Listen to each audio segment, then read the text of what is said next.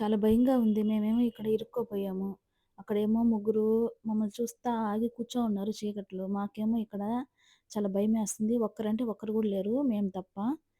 అంటే నేను, మా మావయ్య, మా వదిన, ఇద్దరు పిల్లలము. ఏమన్నా వెహికల్ వస్తదేమో చూస్తున్నాము. ఆగద్దేమో లిఫ్ట్ అడుగుదామని. కానీ ఒక్కటి గూడా రావడం లేదు. బస్సు గూడా రావడం లేదు. ఇదంతా బస్సు వల్లే జరిగింది. Hi friends! Welcome back to our YouTube channel 'Lakshmi vlogs 009' అందరూ ఎలా ఉన్నారు? బాగున్నారా? నేనైతే చాలా బాగున్నాను ఫ్రెండ్స్. ఈ వీడియో వచ్చి దీనికి ముందు వీడియో చెప్పాను గదా! కలువాయికి వెళ్ళాము అని. కలువాయి నుంచి నెల్లూరుకి రిటర్న్ అవుతున్నాము.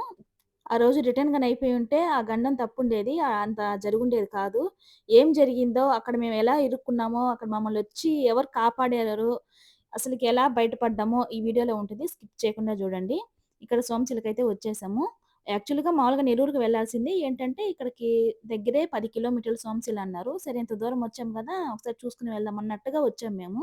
ఇక్కడ మేము వచ్చేటప్పటికి టైం అయితే 5:30 ఏమో అవుతుంది. మేమే కాదు అక్కడికి వచ్చిన వాళ్ళంతా గూడా ఇక్కడికి వచ్చి చూసుకొని వెళ్తున్నారు. వాళ్ళంటే టెంపోలు, కార్లుతో వచ్చారు గాబట్టి, వాళ్ళు ఎవరొచ్చిన వాళ్ళు అప్పటికప్పుడు చూసుకుంటున్నారు. అప్పటికప్పుడే వెళ్ళిపోతున్నారు. బస్ కోసం అయితే ఎవరు వెయిట్ చేయలేదు. ఇంక మేమైతే బస్సులో వచ్చాము గదా!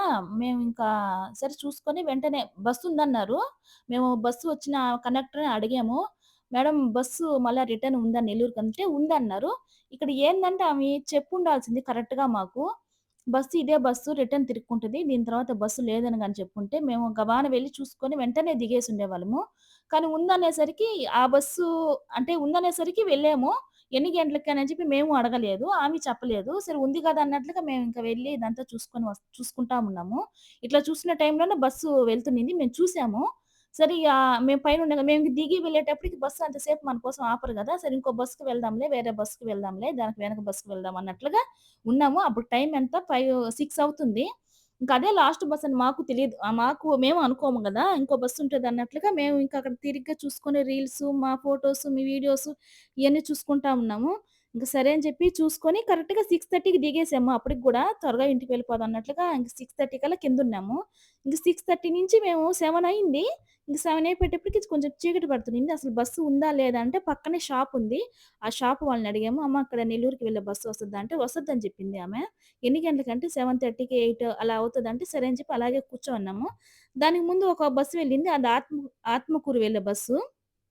మాకు గాని ఆమె నెల్లూరు బస్సు గాని లేదని గాని చెప్పుంటే, ఆ బస్సులోనే వెళ్ళిపోయి అక్కడి నుంచి నెల్లూరుకి ఎట్లో గట్లా అవస్థ పడతామో అన్నా ఎళ్ళుండేవాళ్ళము. అంత ఆ రోజు నైటు మేమంత టెన్షన్ పడాల్సిన అవసరం ఉండేది గాదు.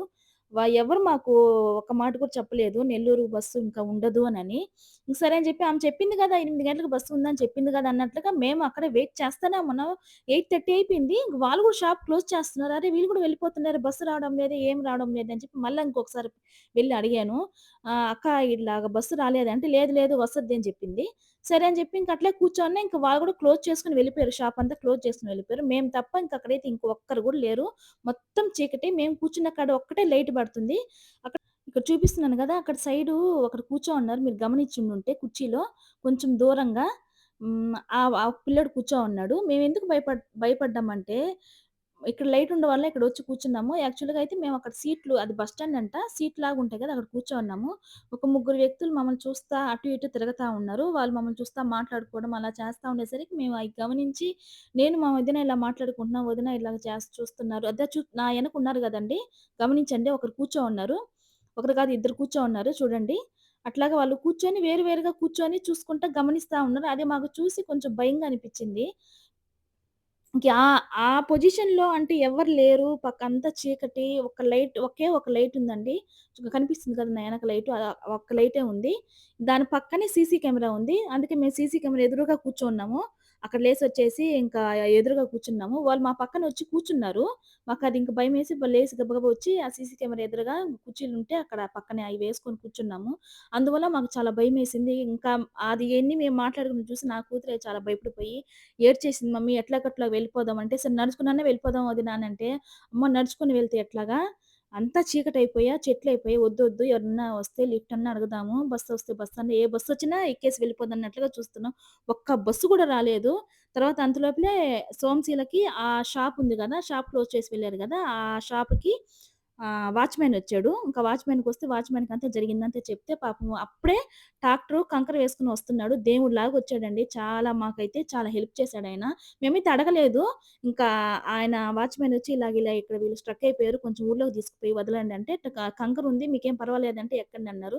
ఏం పర్వాలేదని చెప్పి ఇంక ఎట్లాగొట్లాగా ఎక్కేసి ఊర్లోకి తీసుకొచ్చాడు. ఆయన అడిగాడు ఏమైంది ఏందని అంటే ఇట్లాగని చెప్పాము. ఇట్లా ఇరుక్కుపోయాం బస్సు లేదు.